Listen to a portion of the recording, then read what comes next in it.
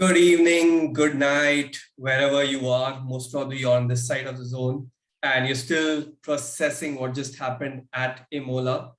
Well, we and our panelists sure are. We had a lot of conversations prior to the session starting off, but I'm going to quickly introduce to our Toast to Talk episode 13 at the Imola Grand Prix, two of our panelists. One of them who decided that they wanted to have a solid afternoon of racing and ended up in the same time zone in Sweden. So, hey, Naren, that is a true background behind you and not a virtual one, nice and bright. Welcome to the show. Thanks, Vivek. Thanks for having me. And we also have Vignesh, our resident Wikipedia on everything F1. Hi guys, welcome back once again. So both of you, super exciting race, no doubt. Naren, I'm sure you're also pretty happy with what the results were. But let's quickly start off with a quick trivia question that should get us set up to what happened prior to this race. And then we'll move on to what happened at the race. Everyone else watching, once again, welcome to Toast to Talk. This is part of the Toast Network, a show by the fans for the fans. Quick question for both of you. The star mark is because it's not valid anymore, but could potentially have happened if the race was in the way Leclerc would have loved it to happen. But what could be the reason why we have Leclerc for 2022? And I'm going to let you guys guess the other two people, very obvious names, but I'll let you do the hard work. Yeah, 2016 Nico Rosberg won the WC. 2011, I think so, Sebastian. So 22, we are just predicting that Charles Leclerc would win, considering number of points. Yes. Correct. Naren, you want to add to that? I mean, Vignesh is pretty much on the right path. Just to understand, can you just repeat the question? I lost a few words in between. So as Vignesh highlighted, Sebastian Vettel 2011, Nico Rosberg 2016, Charles Leclerc 2022. The asterisk mark was for assumption prior to the race. Since the race is complete and we know the results, Charles Leclerc is no longer in the holding that we were looking for. But what could be the reason why these three are lined up in the order that they are? I'm not. That's a very difficult question to answer. I might have to pass because yeah, no, I think Vignesh is pretty much on track. This is at the end of 4 races, the maximum points someone has got in the leadership compared to where the second place stands at. So Charles Leclerc had 71 out of 78 prior to this race, and if he had topped this race, especially with the fact that we had sprint, he would have really topped, but clearly not the case. He's actually at 89 at the end of this race, so it doesn't put him into the top 4, but at the 5th position. So Rosberg continues to maintain his lead in terms of the highest points after 4 races, got 100 in 2016, went on to win the championship. As you can see, most people have actually gone on to win the championship after having such a commanding lead at the start of 4 races. We do have some examples, as you can see, where it didn't really work out as you'd have thought. 2021 is an example that was really close anyway. 2017, 2010. But I think this brings up the point in terms of the year started off with Ferrari in a very, very dominant position. Looking at this weekend, was it the home ground pressure or what other played in that it didn't feel like they were racing ahead anymore? What are your thoughts, Vignesh?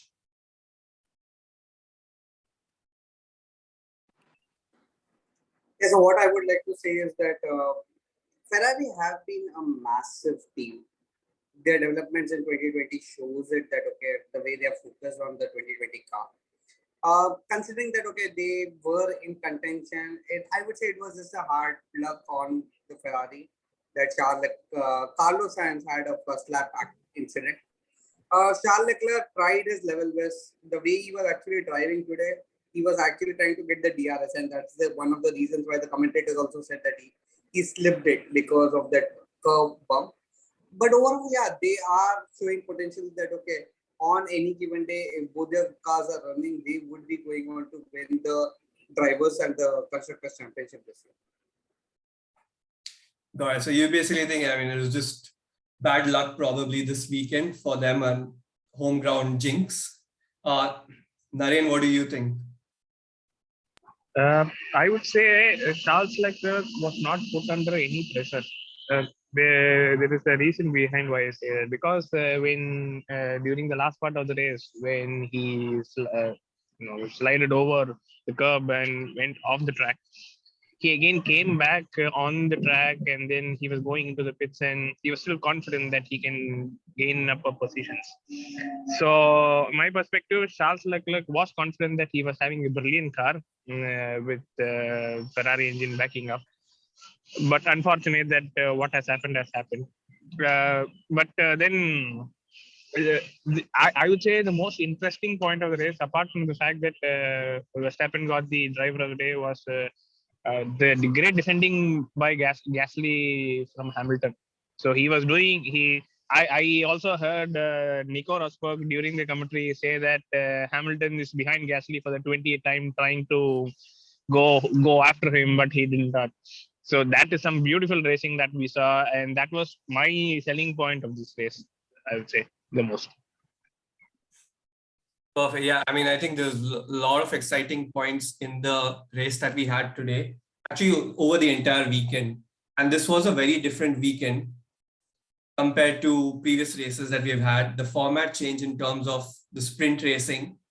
So with respect to our fundamentals, especially for a lot of viewers who are new to F1, why to hear from you, like what was different about the race this weekend, this whole concept of sprint racing, qualifying on the Friday, like what did that all mean in terms of rule changes, in terms of points? Naren, if you wanted to sort of share your background, especially for folks who are new to F1. Yeah.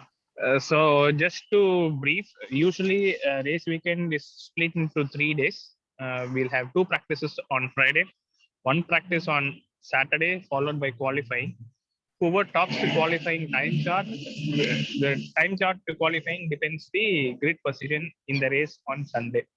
Now this weekend is a little different because we had qualifying right on Friday. Why did that happen? Because we had another set of race called a sprint race on a Saturday. Many IT people also know that there is something called as a sprint terminology. That similar to that is what happened. Thank you for reminding us on Sunday night in India. Thanks. I did not want to say that intentionally, but it came up. So, similar to that is what happened yesterday in sprint qualifying. Sprint qualifying is nothing but a short race where the driver drives around the same track for an exact of 100 kilometers of the entire length of the race, and there will be no pit stops. It will be one whole race, and whoever comes first, second, third, so on and so forth, will decide the grid position on Sunday. The point structure also is the same. Last year when the sprint was introduced, there were only points for the first, second, and third.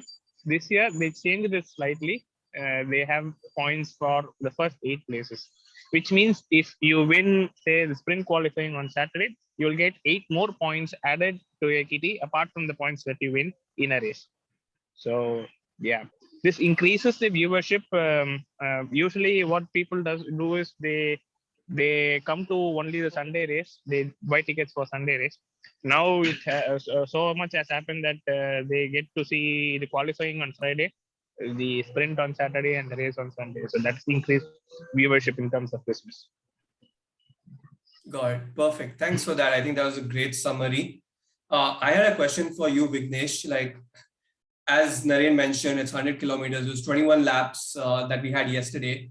Do you see there's a difference in strategy that teams play out on a Saturday versus a Sunday? Because both are races. One is a truncated form, one is the longer form. And how do you think it played out for different teams? See, the only difference which I see between a sprint race and a normal race, as Naren actually already said, was first the length. But with the length also comes one more restriction, which the FIA calls it as a no pit stop rule. Basically, that in a sprint you need not pit, but in a Formula One you have to pit. And pit stops normally have a different dynamics of strategy compared to a non-pit race. Also, that okay, in a sprint race, you have the opportunity to like go push your car to the maximum because that is what is going to determine your victory. Although the top 8 gets the points, but it's always you have to be the first to be on the pole position and to win on a track like this. So in that way, the team will more focus on the sprint, put their cars first, and ensure that okay, they are really good. Got it. I think we did lose you for a bit. So I'm going to quickly move over to the race summary highlights that we'll all be looking forward to hear about. Loads of red flags. The Friday qualifying was a very, very wet weather condition. We saw so many crashes. Honestly, the weekend looked like the safety car would probably get in more laps than any of the other cars, the way things were headed out. The sprint was pretty dry. We saw a lot of action. Leclerc lost it right at the end. And over the weekend, Sunday, we just saw a lot of dramas right from the start, the first lap itself, with cars crashing out. Sainz probably unlucky in this case. But want to hear key highlights that you want to talk about, probably starting off with you, Naren. Okay. The race started off really well. It's unfortunate that Sainz had to hit on Daniel Ricciardo and had to fly off right at the start. As the race proceeded by, there was one point in time, probably during the 31st or 32nd lap, that they said, okay, this is how the final order would be. It was Verstappen, followed by Perez, followed by Leclerc, followed by Norris, and then we had closely. There was some battle between the 50 to 10 position and 10 to 15. Many people were moving up and down, so that happened for quite some time. Later, we did see an intense battle at the end. Apart from the fact that there was great defending from Gasly to Hamilton, the last race, specifically now that we know that Leclerc was in P9, the first two positions were sealed. The battle between Bottas and Russell for P4 and P5 was the highlight, I would say, apart from the Gasly Hamilton duo. I was hoping that Bottas would go. I believe that Bottas being P5 actually is the highest ever that Alfa Romeo had been doing for the past 3 years. If it would have been a P4, that would have been an extra added value. So overall, it was intense at the start, a little boring in the between, and intense at the last, like a triple R movie. Yeah, no, I mean, I think for Bottas, in a way, I feel good that him being pushed out of Mercedes last year has actually worked out for him because he's got more points this year than any of those Mercedes cars. Unfortunate for Mercedes. I mean, it was after 10 years that they didn't have any car that made it into Q3. And literally no airtime during the sprint for the Mercedes cars. And I think a very poignant point of the race today was when Max was lapping Hamilton. What were your feelings, Vignesh, at that point? See, Mercedes, as they said that, okay, I heard a recent interview of Toto Wolff and he said that, okay, the Mercedes cars had purposefully, they had to actually lift in the straights because of the porpoising issue. So that is actually culminating with the problem that the Mercedes engine is not the best. They are facing a very dead time this year. They need to improve, and they said that okay, we always can believe they are a 7-time world champion. They will improve over the course of time. Probably this year they might not, but probably next year they will come back soon. Verstappen lapping Hamilton was one of the sides. as it reminded me once when actually I believe that okay, Hamilton was lapping Michael Schumacher in his early Mercedes days. It reminded me of that. Basically, a new champion actually lapping a 7-time world champion. That was a memory which I got. Other than that, I believe that okay, the race for me, one place where it was more interesting was the pit lane. Now you saw that I believe that Ocon had got a 5-second penalty for unsafe release. Now, and then I believe that okay, Perez lost position to Leclerc in a pit stop. Now I don't know how that happened and why did that happen because the TV coverage didn't show it. But yeah, that was you as I said, pit stops. They actually changed the game for many. Yep. And what do you guys think about Lando and Reigns, especially around Imola?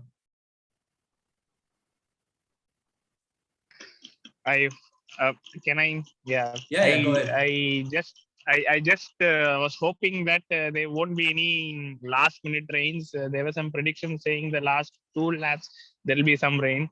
I was hoping that Lando goes into the pits, changes the tire so he doesn't crash out that he did like he did in Russia last year. But fortunately, the track was completely dry, and this proves that he still is a capable title contender, at least in the top 3, if not the world champion currently. So that would be my take. He's just pushing hard to take out everything out of the car. Makes sense. And Vignesh, one question, since we're talking about the wet track and Leclerc had that spin, there was a reason why he made that mistake, which cost him a lot. Do you want to share background insights on what was he probably trying to do there? So, okay, if you had heard the commentators, they said that, okay, Leclerc had actually pushed to right to the track in order to go to the curves. Now, the reason is because as soon as that turn got over, you had the DRS detection zone. And what he was trying to do is like, okay, get the maximum exit out of the curve so that you go fast in and you get the DRS. Now, at a track like this, where overtaking is quite tricky, considering it is a mixed and a variable condition, the DRS always helps you in any part of the track. And that is what Leclerc was trying to do. He was actually trying to maximize his DRS distance. We have seen Max doing it many times in the last year. He has done it many times in this year. The same strategy Leclerc also applied. The only thing was that the time when he hit the curves, the car started to fly. And that's when actually he lost control of the car. Basically, as we say, he was a passenger there. And that might be because his tires might have entered the wet zone. He was on a slick. So if it had entered the wet zone, that might be a result why he was pushed into that curve more. But yeah, we need to understand it much better. And like, yep. Thanks for that. And with that, one last question for both of you. We have a new race. I mean, not necessarily a new race, but a new re-edition in a way, I would say. Street circuit, all aimed at the US audiences, Miami. What are you looking forward to? Vignesh, we'll start with you and then go over to Naren. See, USA has always been a great place for Formula One. Except for I believe the reason why F1 lost its audience in USA was the debacle at the 2005 Indianapolis, I believe. That's when the Bridgestone tire runners and the Michelin at Pirelli, there was some. So only 5 cars were running, and that's not a good sight to see. And that's when they saw a drop in the viewership in F1 in Australia. Sorry, America. But the point is that okay, with quota, you see that okay, the yearly viewership in America has risen year on year, and quota has proved as a success factor. That's what they're trying to replicate in Miami. Miami is not a new ground for F1. It has been a happy hunting ground for F1. So yeah, why not? Why not take it there? It's always a good place when you can have multiple circuits in Europe. Why not have multiple circuits in America?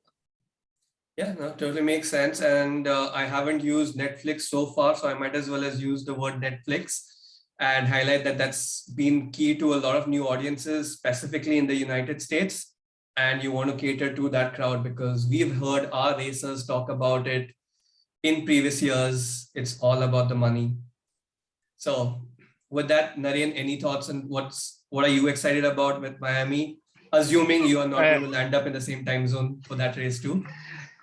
I hope I don't. I just wanted to replicate what Vignesh has said. Maya circuit, 2 or 3 circuits in United States is not new. We had it in the past. We did not have it currently, and now we are having it.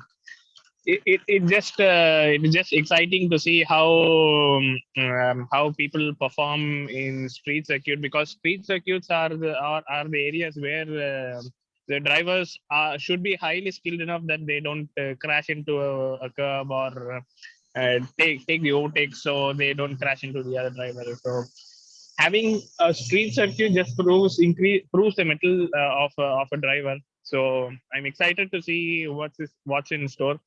Thankfully, it is not a sprint race, else it will all be red flags, is what I can see. So let's hope and see for the best.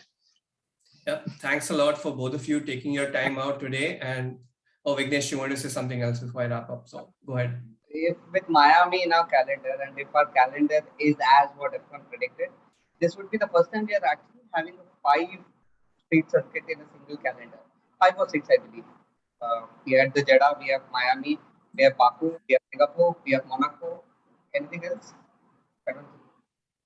We have 5 street circuits, and that's going to be like a big jump. I mean, technically, Jeddah is also kind of like a street circuit. Yeah. But yeah, no, I think all the masala has been put in as much as F1 can put in. And that obviously makes it for a lot of excitement on the track. With that, again, exciting race weekend compared to the previous race weekend that we had. The wet weather conditions obviously added a lot of twists and turns to the entire race. Unlucky for Ferrari in front of Tifosi to not really make the gains that they were looking for. Lando made the most of it. I think Perez deserves a lot of kudos there. He's been playing that wingman role, and yesterday he mentioned he would love it if it was a 1-2 for the team. He got what he manifested for. So win-win for a lot of folks, lose-lose for a few folks. All of that could just change when we reach in Miami. So thanks a lot, everyone, for tuning in, watching. The usual stuff, like, share, subscribe. We are part of the Toast Network. We have the cricket series going on. Top secret, but we also have a soccer lineup coming up. We have the tennis group, a sports network for the fans, by the fans. Looking forward to hear from all of you at Miami. Thanks once again. Good night. Take care. Thanks a lot, guys. Good night. Thank you. Bye. Bye.